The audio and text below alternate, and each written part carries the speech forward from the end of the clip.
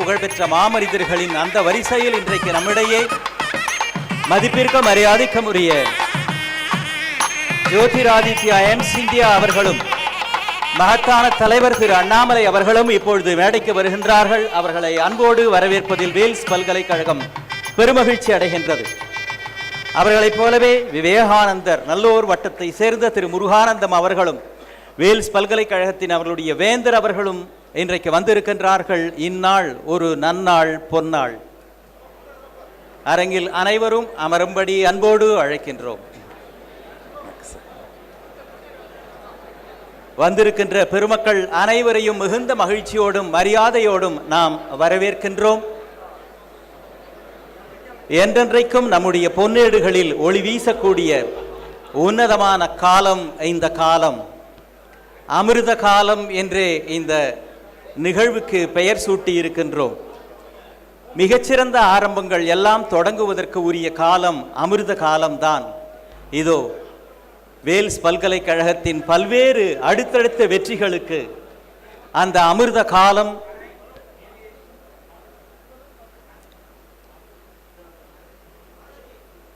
அடுத்தவர் நலத்தை நினைப்பவர் தமக்கு ஆயுள் முழுவதும் அமுத காலம். அதுதான் நம் வேந்தர் அவர்களுடைய கனவு. அந்த அமுத காலம் இப்போது தமிழ்த்தாய் வாழ்த்து எனும் அமுத கானத்தோடு தொடங்குகிறது.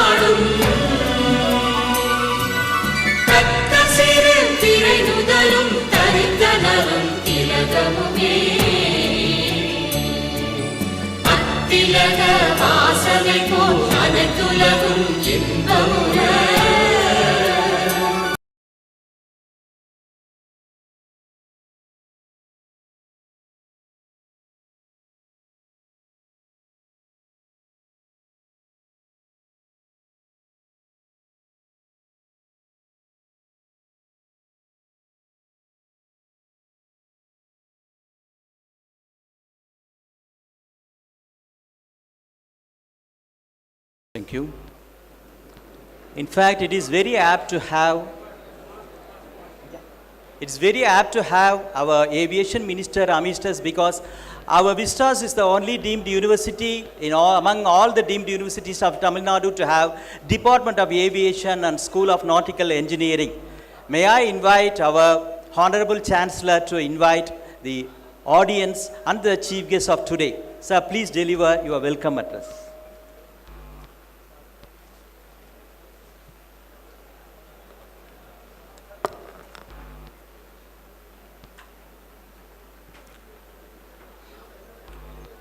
It is my great pleasure and honor to welcome our chief guest, Thiru Jyothiradia Sinha, Honorable Union Minister of Civil Aviation and Minister for Steel, Government of India, for an interactive session with Wales University faculty members and students, and to deliver a talk on the era of Amurtha Kalam, New India of opportunities. I also welcome the guest of honor, Thiru K. Annamalai, ex-IPS, and Thiru A.P. Muruganandam, convener Vivekananda Nallur Vattam. I also welcome Vista students, faculty members, and friends from press and media. Our honorable chief guest is one of the young and vibrant, foresighted ministers of the Government of India. He has been a 4-term member of Parliament in the Lok Sabha. He is the member of Parliament in Rajya Sabha from the state of Madhya Pradesh. A public servant, Thiru Scindia began his political journey in 2002. In 2008, he served as a Minister of State for Communications and IT. In 2009, as the Minister of State of Commerce and Industry, and then in 2012 as Minister of State with independent charge of power.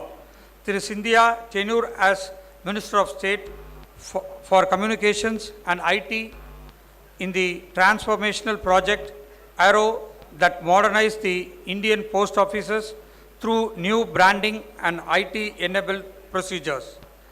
In his tenure as Minister of State for Commerce and Industry, he successfully brought down the transaction cost in Indian exports at various levels, right from the stage of production to end customer. Thiru Scindia has also been a member of parliamentary committees in education, women, children, youth and sports, defense, finance, home and external affairs. Apart from his political roles, Thiru Scindia is passionate about education, and that is the reason for his presence in our institution to have physical interaction with our students and faculty members. An engineering graduate and postgraduate in management, Thiru Annamalai has qualified for the prestigious UPSC examination and served the nation as an IPS officer. He had his first posting as ASP with the Karnataka Police back in 2013 and then took charge of Superintendent of Police in Udupi in Chikmagaluru in 2019. Annamalai resigned from his service when he was Deputy Commissioner of Police in southern Bangalore. In 2020, he established an organization titled We the Leaders Foundation and began working as its chief mentor, which promotes organic agriculture and modern agriculture technology among Indians. He has authored more than 30 books related with literature, culture and philosophy. He was also associated with the entrepreneurship cell in IIM Lucknow. I am happy to welcome a multi-talented, charismatic personality once again to this forum. I am very proud to welcome you all once again. Thank you very much. Thank you, sir. Vels பல்கலைக்கழகத்தினுடைய சார்பாக வந்திருக்கின்ற பெருமக்களுக்கு இப்போது சிறப்பு செய்யப்படுகின்றது. May I invite our Honorable Chancellor to honor the guests. On behalf of Wales University, now we are honoring the Honorable Union Minister, Mr. Scindia. உங்கள் பலத்த கரவொலியின் மத்தியில் வேல்ஸ் பல்கலைக்கழகத்தின் சார்பில் சிறப்பு விருந்தினர் அவர்களுக்கு வேல்ஸ் பல்கலைக்கழகம் மரியாதை செய்து மகிழ்கின்றது. உங்கள் ட்ரையல் நன்றாக இருக்கிறது. இப்பொழுது மீண்டும் ஒரு முறை பலமாக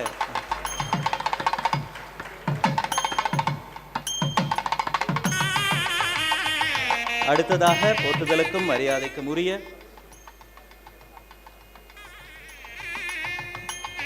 திரு அண்ணாமலை அவர்களுக்கு பல்கலைக்கழகம்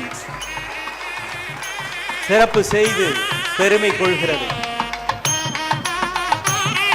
அடுத்ததாக விவேகானந்தர் நல்லூர் வட்டம் அதனுடைய அமைப்பாளராக விளங்குகிற அன்பிற்கும் மரியாதைக்கும் உரிய திரு முருகானந்தம் அவர்களுக்கு வேந்தர் அவர்கள் இப்பொழுது சிறப்பு செய்கின்றார்கள். தொடர்ந்து இப்பொழுது சிறப்புரை மகாகவி பாரதி சொல்லுகிறான், மன்னும் இமயமலை எங்கள் மலையே என்று இமயமலையை நினைத்து பெருமையாக சொன்னான். இப்போது இருந்தால் இமயமலை மட்டுமல்ல அண்ணாமலையும் நம்முடைய பெருமைகளில் ஒன்று என்று அன்போடு அழைத்து சிறப்புரை வழங்கும்படி கேட்டுக்கொள்கிறேன்.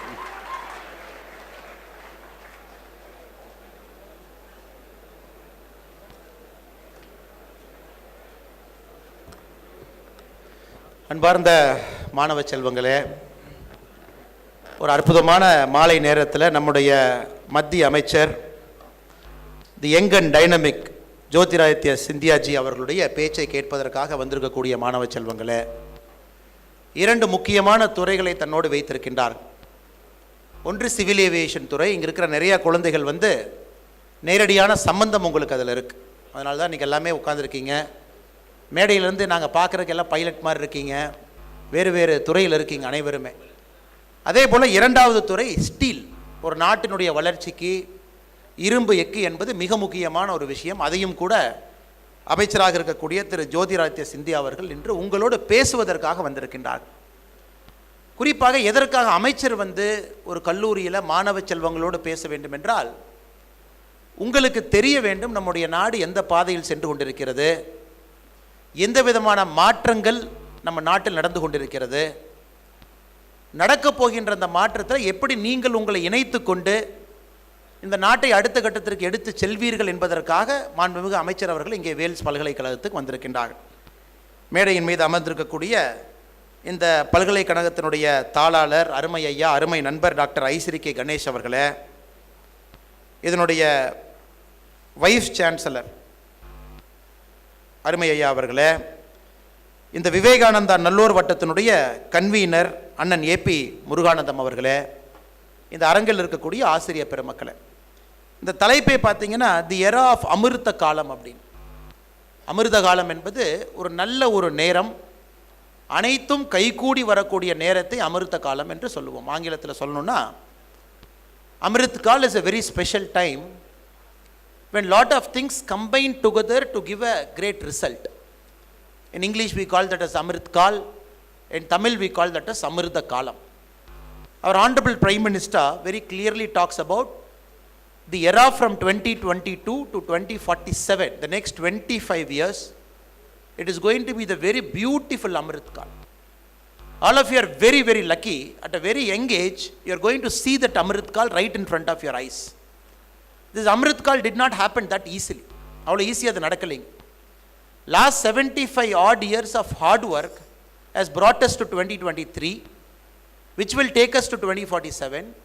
You will see an India that is very different from the India that my parents, your parents and many of the seniors sitting here have seen.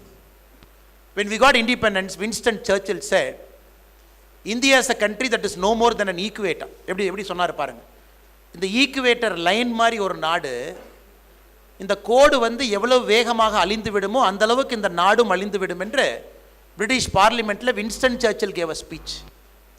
This country can never be united because of disparity, because we speak multiple languages, we don't have a common connection. But what Winston Churchill failed to see, the common connection of being a Bharatiya, of being an India, of having that Indian spirit with ethos, has brought us to this Amrit Kala. That is why the Honorable Minister in the previous event has said, when Narendra Modi ji took over as the Prime Minister in 2014, we were the 10th and the 11th large economy in the world in terms of the numbers, GDP number. In about 8.5 years, we have climbed to 5th place now. We have reached about 6 places, we have climbed to 5th. In a matter of another 4-5 years, we will climb another 3 places, we will become 3. So look at the opportunity உங்களுக்கு இருக்கு. அதான் அமிர்த காலம் என்ற ஒரு வார்த்தையை பயன்படுத்துகிறோம். New India of opportunity. In the old India, you got to go and meet somebody. Even for a gas connection, get a signature from an MP or an MLA, only then a gas connection you will get. Or railway reservation கூட get a letter from MP. Even for attestation, I paid 10 years back 200 rupees for an attestation. Notary. எல்லாருமே கொடுத்தீங்க. 100 ரூபாய் 200 ரூபாய் was the notary fee. The new India, people will come towards you. Company will come towards you. Opportunity will come towards you because you have the talent. India is more like the world's factory now, the world's talent pool now. That is why the topic, New India of Opportunities. So I want to give the whole time to the Honorable Minister because he has got a perspective. And this is a minister, before he has taken over, before our government has taken over, in 66 years, the number of airports, heliport was around 74. In 8.5 years, our government, Narendra Modi ji's government, has built 73 more. பாருங்க, 74, we have jumped to 147. In front of him, the miracle is happening. The transformation is happening. The connection is happening. All kinds of people, despite everything that has separated us as race, creed and economic thing, everybody are traveling together. He is coming from that ministry. He asked Sir us to speak so that we all know what is the opportunity available. Steel. We still remember when Tata Steel wanted to put up India's steel plant. A British guy said, if Indians can make steel, I can eat it.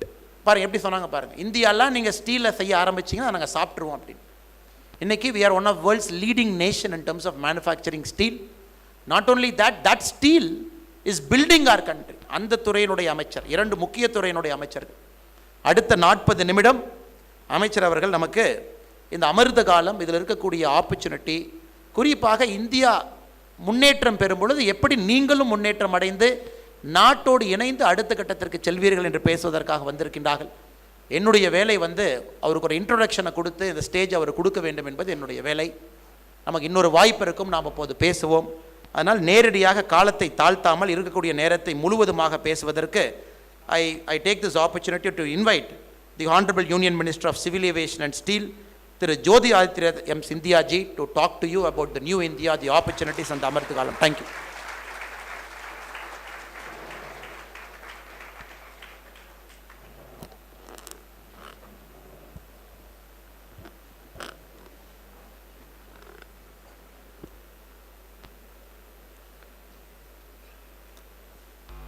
Seated on the dais with me, our host this evening, Dr. Ishri Ganesh ji, my colleague, young friend,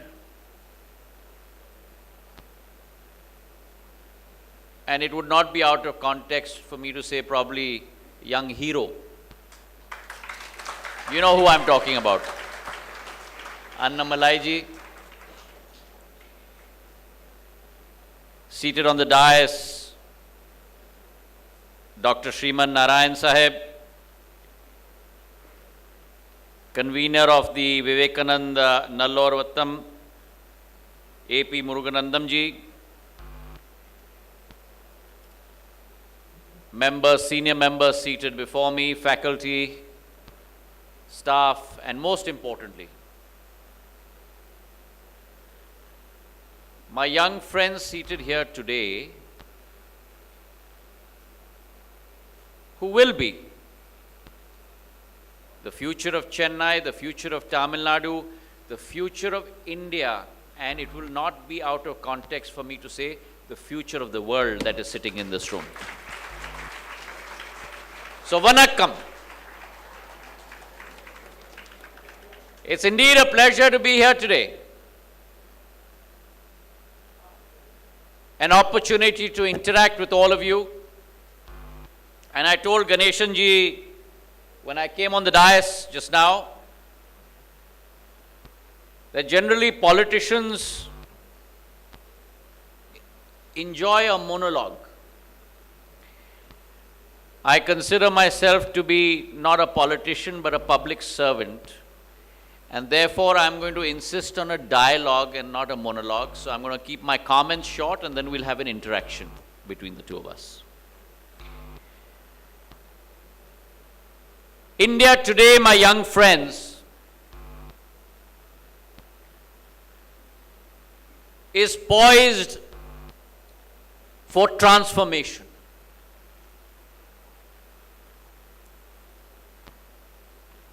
Her journey over the last many thousands of years,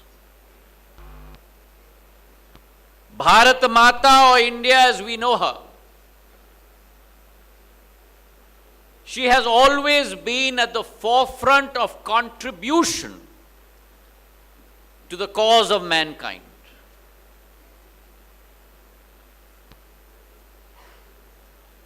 In the 67 years since independence,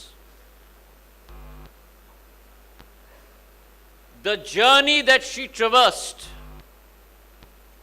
was given a new fillip, a new impetus, a new sense of urgency, a sense of purpose by the true Janasevak of India in the form of Prime Minister Narendra Modi.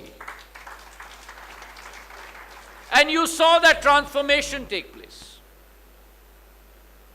That transformation that Annamalai ji talked about.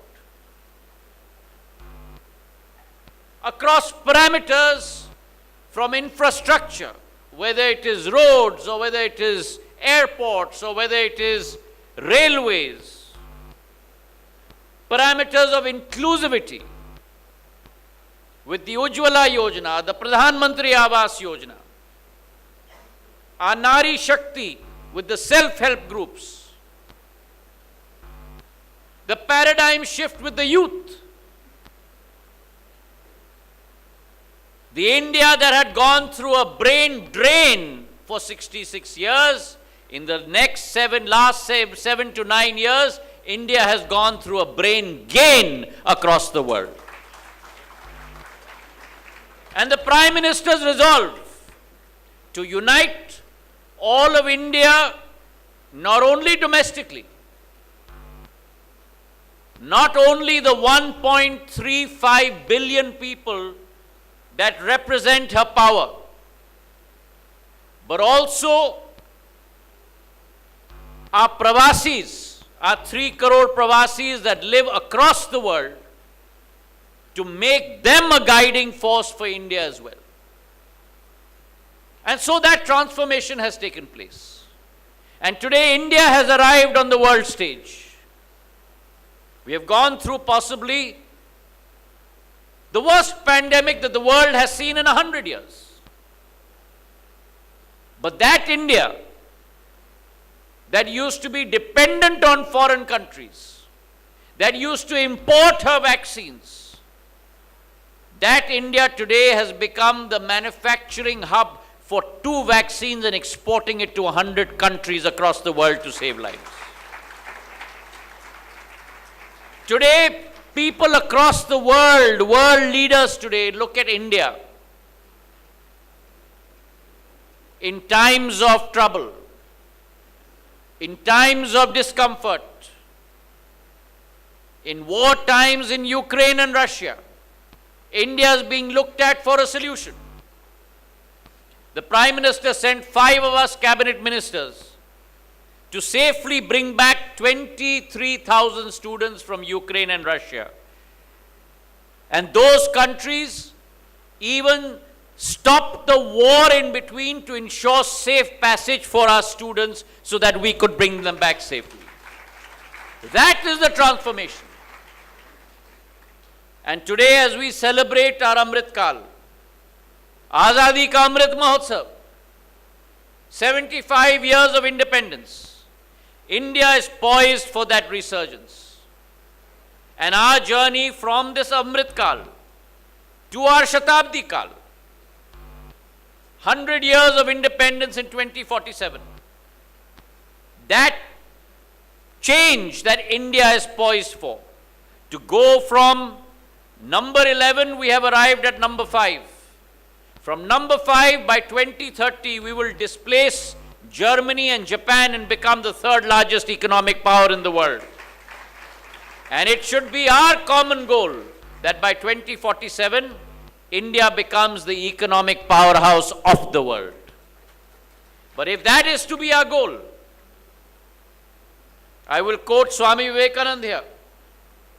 Swami Vivekananda had said, "My hope for the future lies in the youths of character, the youths of intelligence, the youths of renouncing all for the service of others and obedient, good to themselves and the country at large." Unquote. That paradigm of change across the world in any country, across the world in any society, if it has come about because of youth power represented by all of you sitting here today. And India has a reservoir of that youth power. 70% of India today is below the age of 35. We are talking about 90 crore youth power. 90 crore youth power, meaning 3 times the population of the United States of America, 2 times the population of a combined Europe. That is the human resource potential that my youth in Bharat represent for the world. And that leadership, that change will come from all of you. My only words of advice to all of you, as you stand on this cusp of change, having been a youth myself many, many years ago, unlike Annamalai ji, who's still a youth, My only words of advice to you: always try something new. Do not be afraid of change. Change is the only constant in the world. Embrace change. Be a part of that change. Make sure that along with that change, you take up challenges. Always try and work outside your comfort zone. All of you today are in Wells College, pursuing different degrees. Some in marine engineering, some in aviation, some in other faculties. It is as important for you to understand and realize and acknowledge what is it that you are passionate about, as important it is for you to realize and understand what is it that you are not passionate about. And therefore in life, always experiment. Always try something new. Because all these experiences along your years of youth will all be arrows that you will keep in your quiver. And life has a way of dealing cards. You never know which is the arrow that you will have to use in your bow to make sure that you arrive at the target. So gather those experiences as you go along. Make sure that you try different fields, experience different environments. And finally, there are two words of advice that I'd like to leave with all of you youngsters. The first is always remember, as important as leadership is, it is as important to build your team. Always remember that when you emerge victorious, you're only as strong as the weakest link in your chain. Build the resources and the strengths of your team. Always keep compassion with yourself. There's a simple rule in life that I've always kept very close to my heart. For me, marriages are always optional, but funerals are mandatory. Always be there for people in their time of need. When there's a happy situation, you will find many people at a party. But it's important to be there when people need you. Have a spirit of compassion. And finally, when I was at Stanford Business School, I had the good fortune of being taught by the founder of Intel. Have you all heard of the company Intel?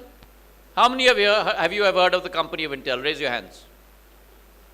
Okay, so that's the chip that goes into computers, right? His name was Andy Grove. So he taught us a course on breakthrough transformation. The last day of class, we had two whiteboards in class in Stanford, and they used to slide one against the other. So when we walked in, he said, "This is the last day of class.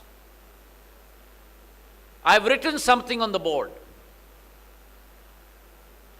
I want you all to remember that, irrespective of which field of life you go into, and keep that with you."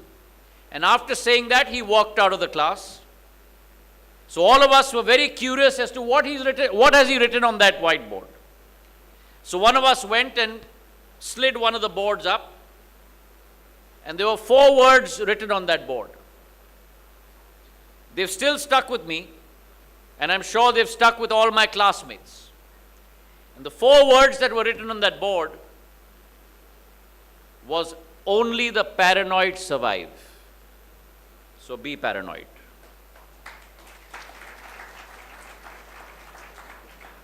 Wake up in the morning thinking what is it that you can do different during the day.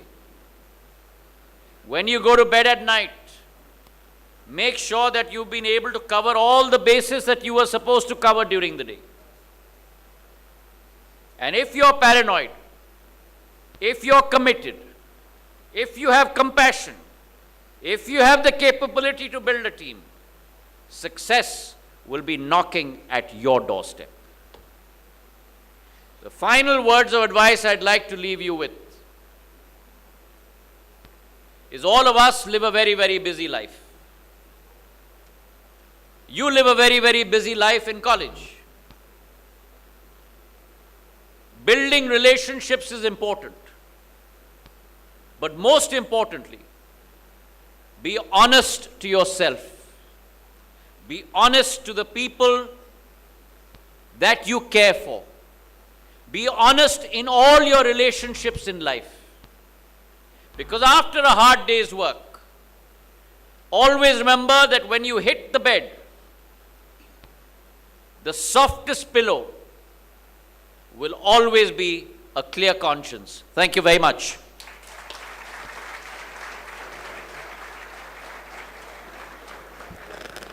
Thank you, sir. Thank you, sir. We are really honored, and definitely we would raise up to the level which you have marked for us. That's not the end of my Yeah, conversation. first So part now is I'm going to have a about conversation. Yeah, So does anyone have any questions, any comments, any queries? The one thing I want you to do is, if you have any questions or queries or comments, when you put your hand up, please take your name. What is it that you do? And what is your ambition in life? So if anyone has questions, first can you put up your hand and then I'll point to you. Go ahead. Good evening, sir. I'm Anuj Velani from Maharashtra. I'm pursuing BSc Aeronautical Science third year. And what do you want to do in life? In life, I want to become a pilot. So my question is... You want to do something more than just becoming a pilot. Okay? Remember this, that you have to identify what your means are and what your end is. Being a pilot is a means. There has to be a cause that will lead you to. So what is your passion? To be a change of the aviation industry. To be the face of the change of Good. aviation. So that's the way you need to think. Right? Your end goal is not that you become a pilot.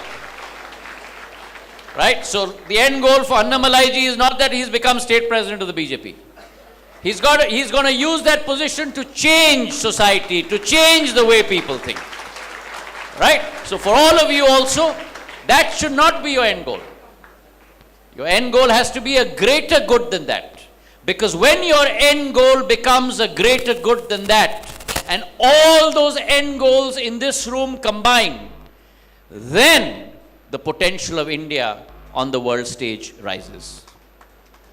So your question. We as students of the aviation industry have seen various roles such as being a pilot or engineers. But what is it like to be the highest authority of the industry of our country? My role, let me tell you, what's your name again? Anuj. Anuj. My role, Anuj, is to make sure that you succeed.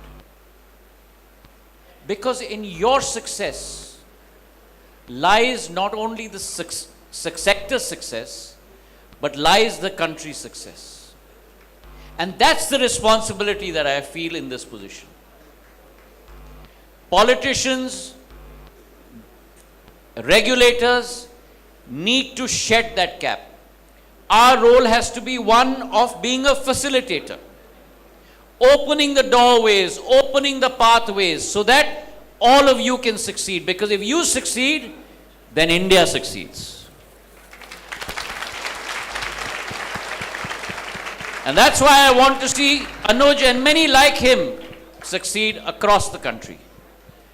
And that's my job as Civil Aviation Minister, to open those pathways so that our youth, today, I'll give you a shocking data. In the world today, you have only 5%, just come here. Only 5% women pilots in advanced economies. In India, Do you know how many women are pilots? 15%. And if we want India to succeed, India can chappal baja ke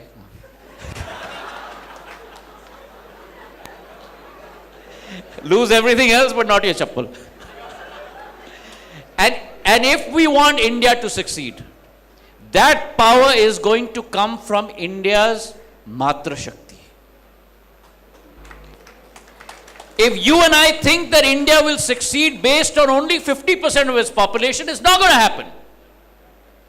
And therefore the cause of women empowerment, therefore the cause of women contributing to the cause of nation building is paramount in India. And that what gives me great pleasure in seeing the number of my young friends here who are ladies who will lead India to that promised land. Thank you so much, sir. Thank you, Anuj.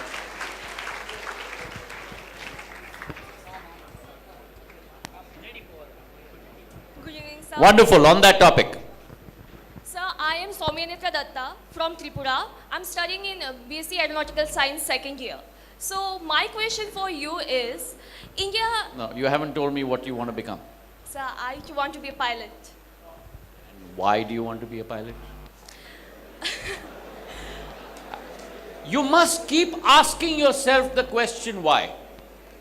In life, always remember, ask yourself the question why.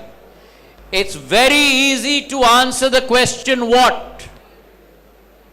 But when you come to the what, ask yourself the question why. Because when you are able to answer the question why, that is when you will find your true purpose in life. So why? So being a pilot has always been my passion. So I think if I be a pilot, I'll be able to contribute my best in the industry. Now your question. Netra. Yeah. So my question for you is, India is expected to be the third largest aviation industry in the coming 10 years, with the passengers movement being the contributing factor. Can you please share with us in what way it is going to be beneficial for the young aspirants like us? Wonderful. Great question. So if you, Netra's question is that if you look at the macro numbers of the growth potential of India's aviation market, what does it mean for the youth of our country? Right? So first of all, Netra, we are today the third largest domestic aviation market. If you combine domestic and international totally, we are the seventh largest aviation market in the world. Let me just give you a glimpse of where we are. In 2013-14, we had a total of close to about 65-70 million passengers traveling per year. We are today at 144 million. Add to that 60 million international passengers. So that takes your number to 200 million. In the next 5 to 7 years, that number of 200 million is going to grow to 400 million passengers. That's the delta. That's the change that you're going to look at in terms of a growth potential in India. So what does that mean? I talked about airport infrastructure. The fact that in 67 years of India's independence, we had only 74 airports. In the last 8.5 years, under Prime Minister Narendra Modi, we built an additional 73, taking us to 147. The 148th airport will be inaugurated this month by Prime Minister Modi, doubling it in another 8 years. That's the growth in airport infrastructure. Similarly, with regard to plane fleet size, in 2013-14, we had less than 400 aircraft in our country. Today, we have upwards of 700 aircraft in our country. We are going to grow at 125 aircrafts per year, which means in another 5 to 6 years, India will come close to 1,500 aircrafts in our country. So what does that mean for Netra? What is the opportunity for Netra based on this analysis that I've just done? The opportunity is that as airports grow in our country, in Chennai, we are just growing from 23 million throughput in the Chennai airport to 35 million. First phase I will complete by March of this year, second phase by December of next year. So you're going to grow 60% in Chennai.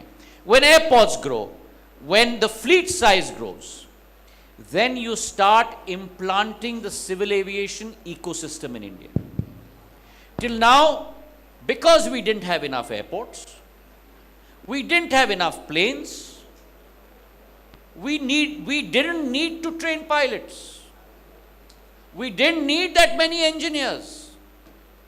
But today, because the market is growing so quickly, we need new flying training organizations. We need more AME engineers. And with that growth coming in place, 35 FTOs today growing to 49 by the end of next year,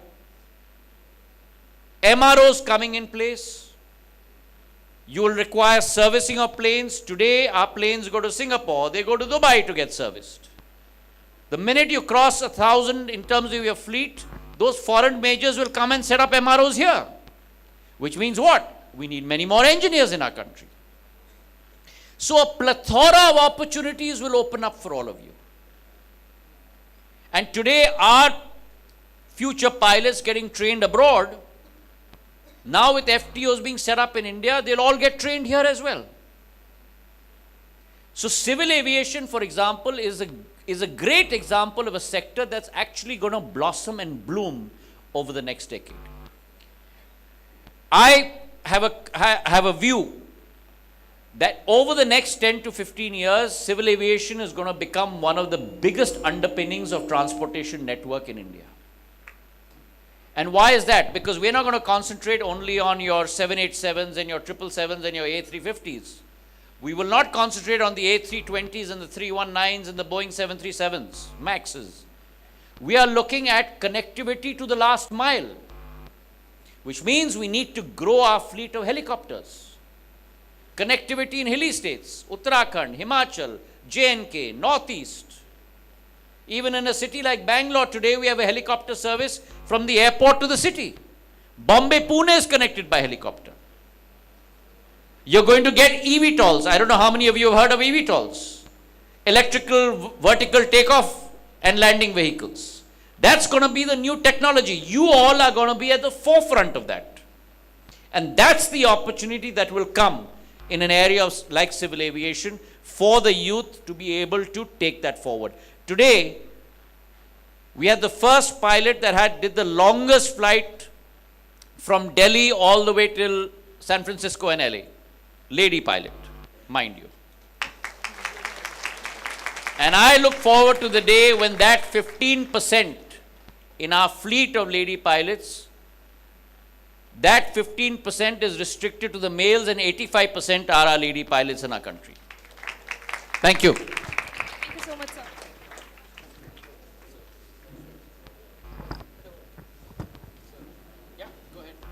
So my name is Manish Kumar Mishra. I am pursuing BE Marine Engineering and I am final year student. I want to become a chief engineer and want to make people aware about this field and want to change the mentality of the people because in small areas people are not even aware about this field. So my question is to you is that across our country 400 plus airstrikes are present. 400? 400 plus airstrikes were present when Britishers left our country. 400? Airstrikes. Airstrips, yeah.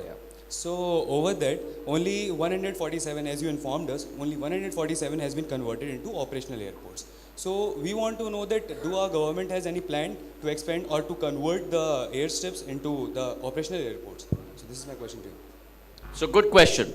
So the Manish, right? So Manish has asked about the penetration of airports. So yes, we have a reservoir of used and unused airstrips. But they have to be activated so as to make sure that they actually become bases to ferry passengers across airports. Which is why we've come up with the Udan scheme. The Ude Desh Ke Aam Nagrik scheme looks to connect Which airports?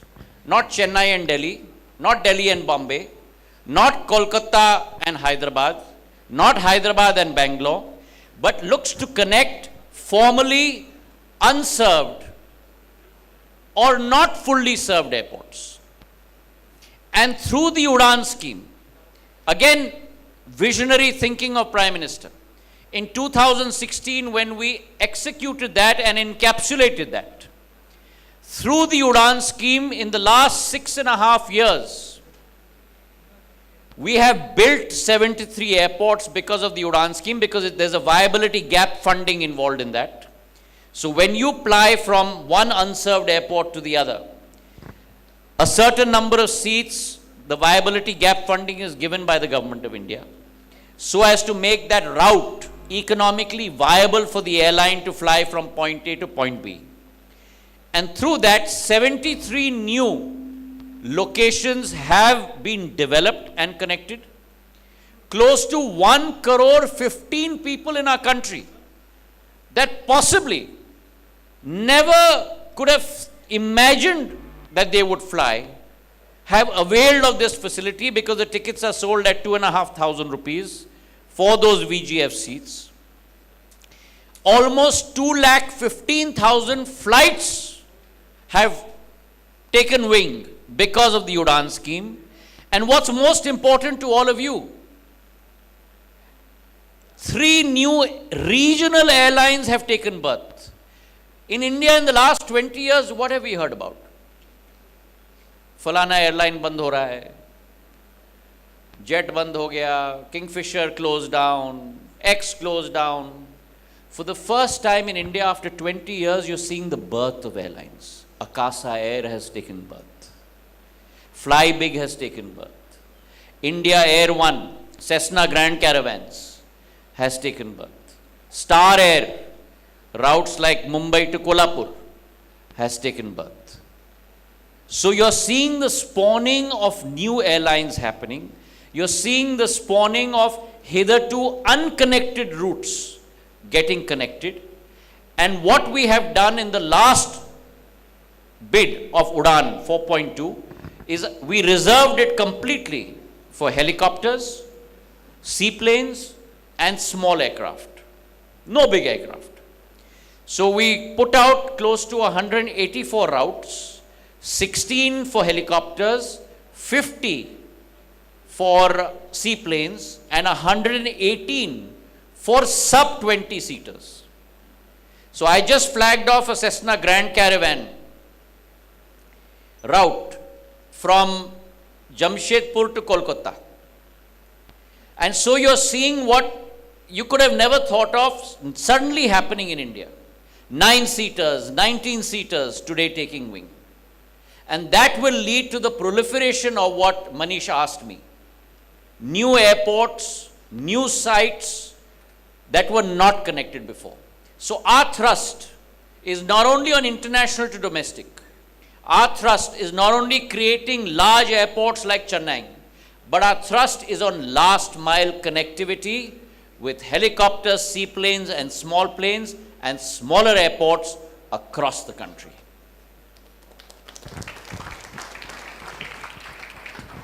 Sir.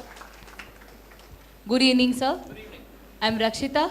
I'm from Chennai, Tamil Nadu. Good to see you, Rakshita. Yeah. I'm studying aviation second year. My wish is to become pilot. The reason is I want to take that 15% of women pilot to the next level to be greater. So my question to you is, 8 of 10 students of aviation have dreamed to become a pilot like me. However, the ultimate truth is that the training cost cannot be bare for all classes of people. It is restricted to only who can afford it. Will piloting be affordable to everyone? Is that government concerning is about? So if yes, how? So good Rakshita. So good question by Rakshita.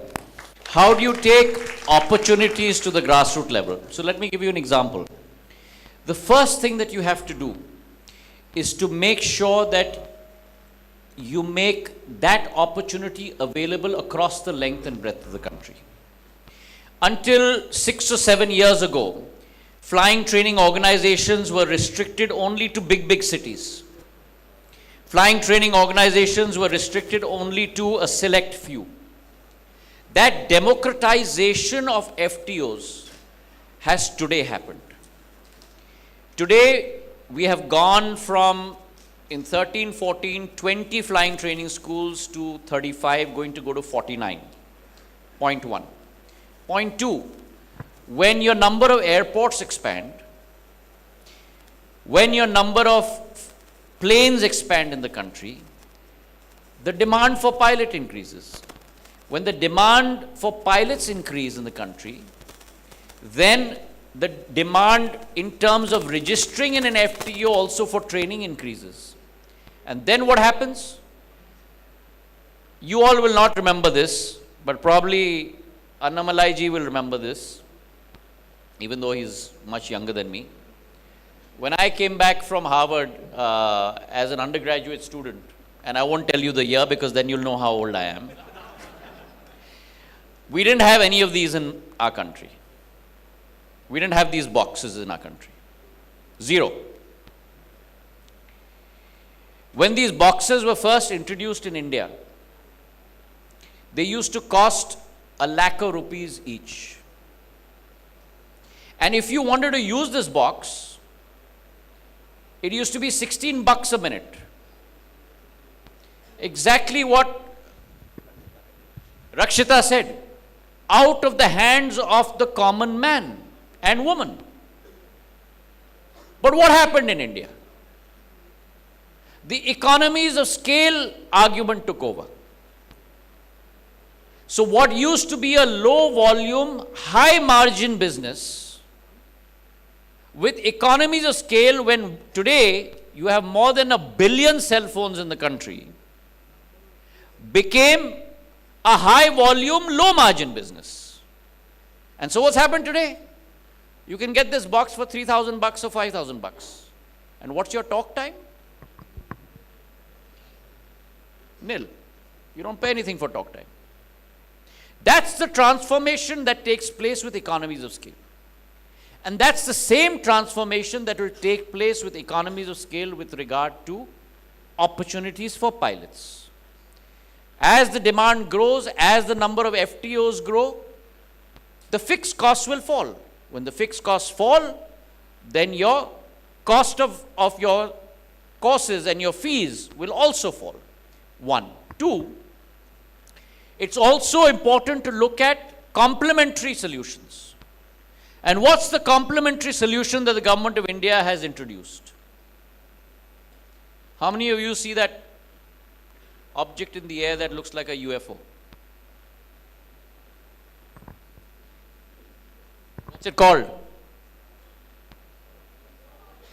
That's right, a drone, right? So India has been at the forefront of introducing the concept of drones. And drones, the policy has been identified by the government of India. A PLI scheme to incentivize the production of drones has been identified in India. And the demand has been created by government of India. Why?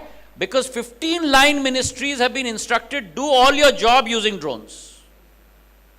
So fertilizer you want to spray? Use drones. Cadastral survey of land you want to do? Use drones. Transporting medicines and blood bank you want to do? Use drones. So what does that mean?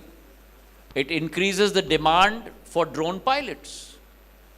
And today, a 12th class or a 10th class passed boy or girl can go to a drone school, get a drone certification in 3 or 4 months, and immediately earn between 30 to 40,000 rupees a month. And we will have lakhs and lakhs and crores of drone pilots in our country in the coming years. Those are the kind of opportunities that are opening up for us. Thank you, sir. Okay, one more. I'm being told by Annamalai ji that I got to cut this off. But let's get another question in very quickly. Any more questions?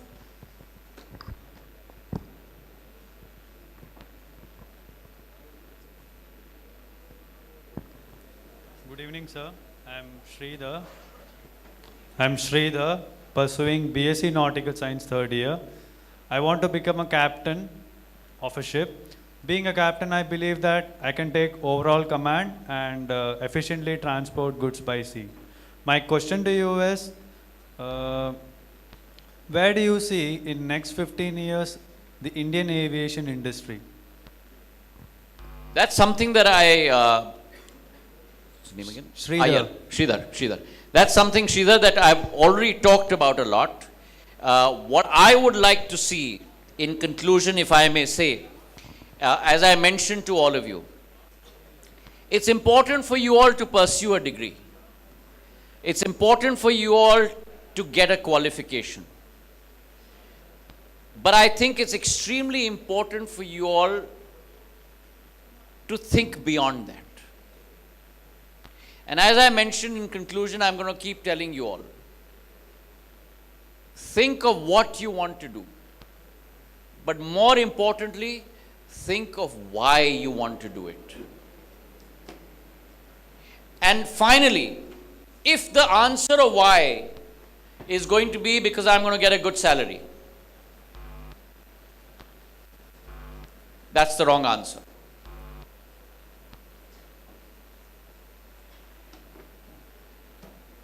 Salary, monetary emoluments is something that you'll get irrespective of what vocation you choose.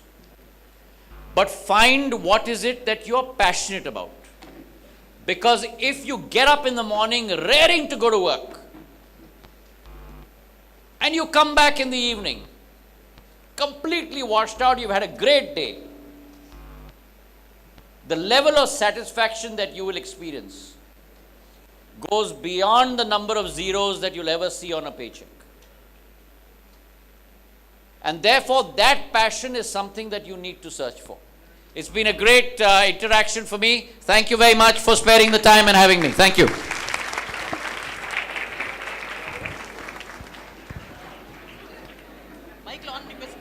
Sir, Annamalai sir, sir, sir, sir, Annamalai sir, sir, sir.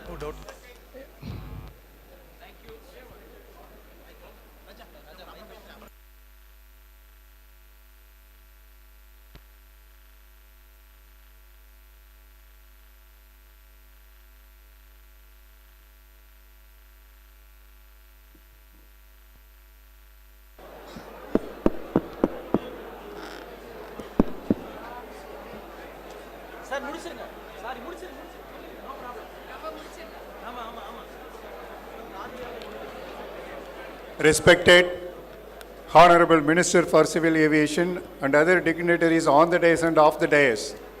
Okay, it was a wonderful evening for the students and faculty members of Vistas, and I think this day will go on the memory line of everyone who are present here. So probably the students would have realized how a leadership should be for the future India, and not only the buildings were vibrating, also the hearts and minds of the people who are present here are also vibrating on listening to the speech of our Honorable Minister. I thank all the people, particularly our Chancellor, who made us this day to happen for the benefit of the students and faculty members. I thank you all for the successful completion of this program. Thank you very much. Thank you, sir. After national anthem, there is an important announcement for all those who are gathered here. இந்த நிகழ்ச்சி இப்பொழுது நாட்டுப்பண்ணோடு நிறைவு பெறுகிறது. जनगणमन अधिनायक जय हे Bharat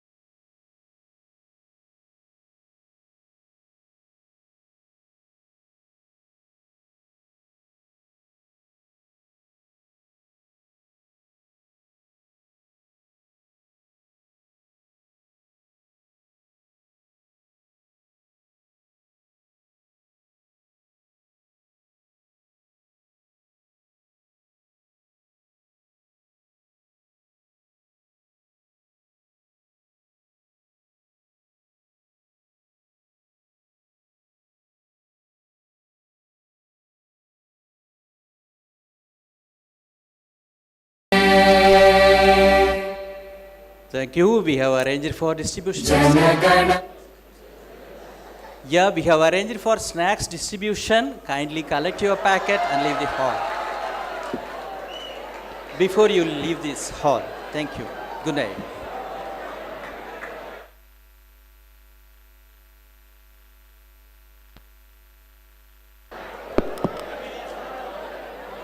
Yeah, don't forget to collect your sweet packets. We are arranged for snacks. You can leave the campus with sweet memories for the day. Good night.